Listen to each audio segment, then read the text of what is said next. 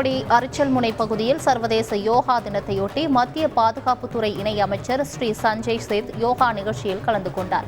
தமிழகத்தின் கடைக்கோடி எல்லைப் பகுதியில் நடந்த இந்த யோகா தின நிகழ்ச்சியில் கடற்படை, கடலோர காவல் படை அதிகாரிகள் பலரும் பங்கேற்றனர். இந்நிகழ்வில் பங்கேற்று மத்திய பாதுகாப்புத்துறை இணை அமைச்சர் ஸ்ரீ சஞ்சய் சேத் பல்வேறு யோகாசனங்களை செய்து அசத்தினார்.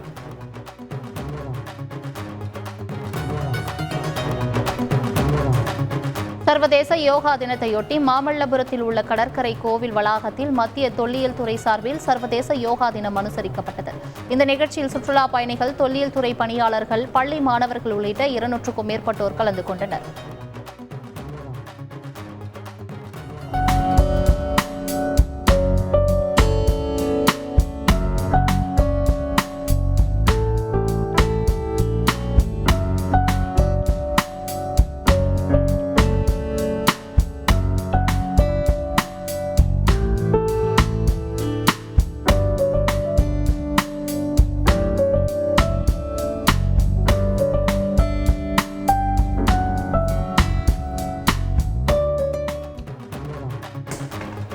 மேற்கு தொடர்ச்சி மலையடிவாரத்தில் தோன்றிய வானவில்லை பார்த்து பொதுமக்கள் மகிழ்ச்சி அடைந்தனர். கோவை மேற்கு தொடர்ச்சி மலையடிவாரமான வெள்ளியங்கிரி அருகே காலை நேரத்தில் மிதமான மழை பெய்தது. அப்போது இரு மலைகளுக்கு நடுவே வண்ண பாலம் அமைத்தது போல் தோன்றிய வானவில்லின் ரம்மியமான காட்சிகளை பார்த்து பொதுமக்கள் மனமகிழ்ச்சி அடைந்தனர்.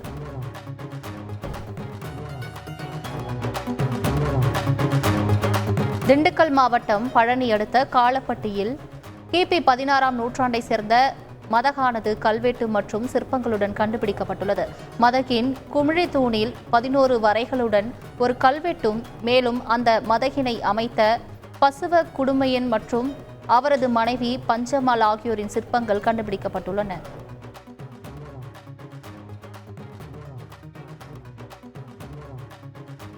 திருச்சி ஸ்ரீரங்கம் அரங்கநாதர் சுவாமி திருக்கோவிலில் சேஷ்டாபிஷேக விழா நடைபெற்றது.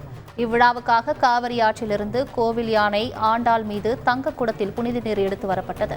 இதில் ஏராளமான பக்தர்கள் கலந்து கொண்டனர். இதனையொட்டி நம்பெருமாளுக்கு இன்று தைலக்காப்பு சாற்றப்படுவதால் 48 நாட்களுக்கு திருவடி சேவை கிடையாது என்பது குறிப்பிடத்தக்கது.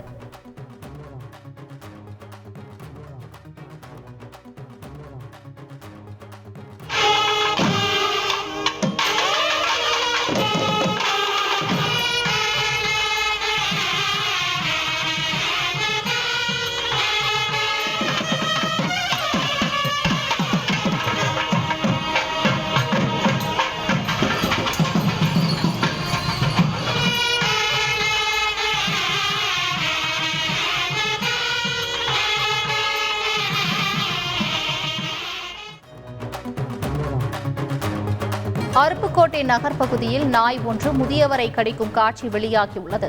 அருப்புக்கோட்டையின் பல பகுதிகளில் நடந்து சென்ற சிறியவர்கள், பெரியவர்கள் என 8 பேரை வெறி நாய் கடித்துள்ளது. நாய் கடித்து காயமடைந்த அனைவரும் அருப்புக்கோட்டை அரசு மருத்துவமனையில் சிகிச்சை பெற்றனர்.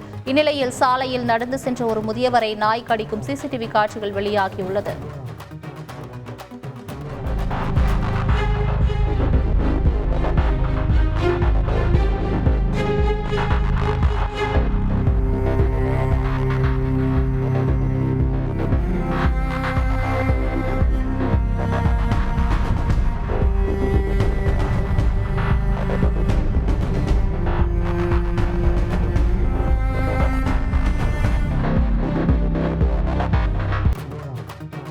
உடுமலையில் தொடர்ந்து 15 நாட்கள் கண்களை கட்டிக்கொண்டு யோகாசனம் செய்து உலக சாதனை முயற்சியில் குணசேகரன் என்ற பயிற்சியாளர் தொடங்கியுள்ளார். உடுமலை டிஎஸ்பி சுகுமாரன் உள்ளிட்டோர் இதனை தொடங்கி வைத்தனர். தொடர்ந்து 15 நாட்கள் 360 மணி நேரம் கண்களை கட்டிக்கொண்டு யோக தண்டாசனம், சக்கராசனம், திரசாசனம் உள்ளிட்ட பல்வேறு ஆசனங்களை செய்து ஆச்சரியத்தில் ஆழ்த்தினார். திருப்பத்தூர் மாவட்டம் ஆம்பூர் பஜார் பகுதியில் காய்கறி கழிவுகள், இறைச்சி கழிவுகள் கொட்டப்பட்டு துர்நாற்றம் வீசி வருகிறது. நகராட்சி நிர்வாகத்திற்கு புகார் அளித்தும் நடவடிக்கை எடுக்கவில்லை என கூறப்படுகிறது. இதனால் 3 நாட்களாக குப்பைகள் அகற்றப்படாததை கண்டித்து அதே பகுதியைச் சேர்ந்த வினோத் கண்ணா என்ற வழக்கறிஞர் குப்பைகளுக்கு அருகில் அமர்ந்து போராட்டத்தில் ஈடுபட்டார். அவரிடம் பேச்சுவார்த்தை நடத்திய நகராட்சி பொறியாளர் குப்பைகளை அகற்ற நடவடிக்கை எடுப்பதாக உறுதியளித்தார். திண்டுக்கல் மாவட்டம் தாடிக்கொம்பு அருகே வையாபுரி என்பவரது மரணத்தில் மர்மம் இருப்பதாக குற்றம் சாட்டி அவரது மனைவி மற்றும் உறவினர்கள் சாலை மறியலில் ஈடுபட்டனர். வையாபுரி மரத்தில் தூக்கிட்டு தற்கொலை செய்து கொண்டதாக காவல்துறையினர் வழக்கு பதிவு செய்துள்ளனர். ஆனால் மரம் ஏற தெரியாத வையாபுரி எப்படி மரம் ஏறி தூக்கு போட்டிருப்பார் என்று கேள்வி எழுப்பி உறவினர்கள் போராட்டத்தில் ஈடுபட்டனர். அவர்களிடம் போலீசார் பேச்சுவார்த்தை நடத்தியதை அடுத்து அவர்கள் கலைந்து சென்றனர். திருப்பூர் மாவட்டம் அவிநாசி அருகே வேன் மோதி பெண் படுகாயமடைந்தார். பெருமாநல்லூரைச் சேர்ந்த நிவேதா தனது கணவர் மற்றும் மகளுடன் ஸ்கூட்டியில் சென்றுள்ளார். அப்போது அவிநாசி ஆர்டிஓ அலுவலகத்திற்கு எஃப்சி காட்ட வந்த வேன் ஸ்கூட்டியின் மீது மோதியது. இதில் பின்பக்கம் அமர்ந்திருந்த நிவேதா படுகாயமடைந்தார். உடனடியாக போலீசார் அவரை மீட்டு அவிநாசி அரசு மருத்துவமனைக்கு அனுப்பி வைத்தனர். விபத்து குறித்து அவிநாசி போலீசார் விசாரித்து வருகின்றனர். வறண்டு கிடந்த வீராணம் ஏரி இன்று தனது முழு கொள்ளளவை எட்டி கடல் போல் காட்சியளிக்கிறது.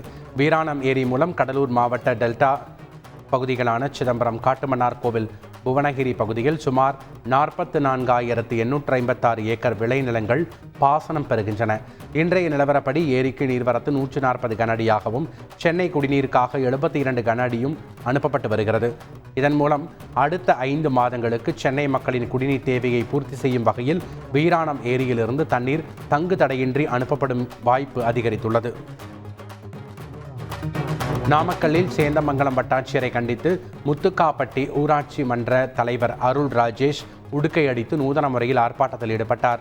முத்துக்காப்பட்டி ஊராட்சிக்கு உட்பட்ட மேதராமேதேவி சாலை அளவீடு பணி செய்ய முத்துக்காப்பட்டி ஊராட்சி சார்பில் சேந்தமங்கலம் வட்டாட்சியர் அலுவலகத்தில் பணம் செலுத்தப்பட்டதாக தெரிகிறது. பணம் செலுத்தி 3 ஆண்டுகளாகியும் இதுவரை சாலையை அளவீடு செய்யாததால் உடுக்கை அடித்து வட்டாட்சியரை அழைக்கும் நூதன ஆர்ப்பாட்டம் ஊராட்சி மன்ற அலுவலகம் முன்பு நடைபெற்றது. ராஜபாளையம் பெத்தவநல்லூர் மயூரநாத சுவாமி கோவில் தேரோட்டம் கோலாகலமாக நடைபெற்றது. இந்த ஆண்டு ஆனி பெருந்திருவிழா கடந்த 13ஆம் தேதி கொடியேற்றத்துடன் தொடங்கிய நிலையில் சிகர விழாவான தேரோட்டம் இன்று நடைபெற்றது. ராஜபாளையம் எம்எல்ஏ தங்கபாண்டியன், தென்காசி எம்பி ராணி மற்றும் நகராட்சி தலைவர் பவித்ரா ஷியாம் ஆகியோர் வடம் பிடித்து தேரோட்டத்தை தொடங்கி வைத்தனர். இந்த தேரோட்டத்தில் சுற்றுவட்டார பகுதியைச் சேர்ந்த ஆயிரக்கணக்கான பக்தர்கள் கலந்து கொண்டனர். புதுச்சேரியில் உள்ள வில்லியனூர் வரதராஜ பெருமாள் கோவில் தேர் திருவிழாவில் கோலாகலமாக நடைபெற்றது. கடந்த 13ஆம் தேதி கொடியேற்றத்துடன் பிரம்மோற்சவ விழா தொடங்கிய நிலையில் முக்கிய நிகழ்ச்சியான தேரோட்டத்தை அமைச்சர்கள் நமச்சிவாயம், ஜெயக்குமார் மற்றும் சட்டமன்ற எதிர்க்கட்சித் தலைவர் சிவா ஆகியோர் தொடங்கி வைத்தனர். இதில் ஆயிரக்கணக்கான பக்தர்கள் கலந்து கொண்டு தேரை வடம் பிடித்து இழுத்து கோவிந்தா கோவிந்தா என கோஷமிட்டனர். காஞ்சிபுரம் மாவட்டம் ஸ்ரீபெரும்புதூர் பேரூராட்சிக்குட்பட்ட 15 வார்டுகளிலும் சுமார் 130 கோடி மதிப்பில் மழைநீர் வடிகால் கால்வாய், பாதாள சாக்கடை பணிகள் நடைபெற்று முடிவுறும் தருவாயில் உள்ளது. இந்த நிலையில் ஸ்ரீபெரும்புதூர் பேரூராட்சிக்குட்பட்ட எஸ்ஜே நகர் பகுதியில் சாலையை விட மழைநீர் கால்வாய் அதிக உயரம் இருப்பதால் ஒரு நாள் பெய்த மழைக்கே சாலை முழுவதும் மழைநீர் தேங்கி குளம் போல் காட்சியளிக்கிறது. இதனால் பணிகளுக்கு செல்லும் மக்கள் மற்றும் பள்ளிகளுக்கு செல்லும் மாணவர்கள் பெரும் இன்னல்களுக்கு ஆளாகின்றனர். எனவே அரசு தகுந்த நடவடிக்கை எடுக்க வேண்டும் என அப்பகுதி மக்கள் கோரிக்கை விடுக்கின்றனர்.